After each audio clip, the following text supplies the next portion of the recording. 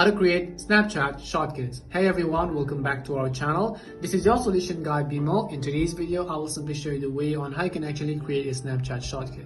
But before we get started, as always, if you are new to our channel, do make sure to leave a like, hit that subscribe button, and without any further ado, let's get started with today's video. Now it basically means what kind of shortcut you're trying to add in the first place. If you're trying to add a shortcut to a particular chat, you can do that, or if you're trying to add a shortcut to the Snapchat app itself, you could go ahead and simply add them to your home screen.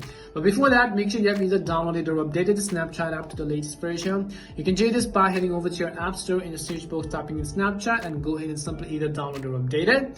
Now there are basically two ways to add a Snapchat. The first one is through widgets. So long press on your empty space on home screen, tap on widgets, and over here simply go ahead and then select Snapchat, and you basically have some of the best friends widget over here which you can drag to your home screen.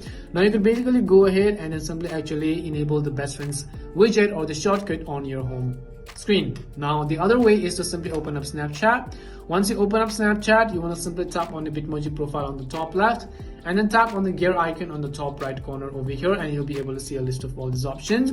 Or else simply go to the chat feed, and if you want to add a shortcut to a particular person, long press on their profile name over here, and then you'll see chat settings. So all you have to do is tap on chat settings, and you can see it says pin shortcut to home screen. So if you want to pin that particular shortcut of that particular chat to your home screen, tap on pin shortcut to home screen, tap on the add button, tap on done, exit out of Snapchat, and if I go ahead and show you, you can see it has been added right over here. If I open it up, it is going to basically open up the chat feed of that particular person.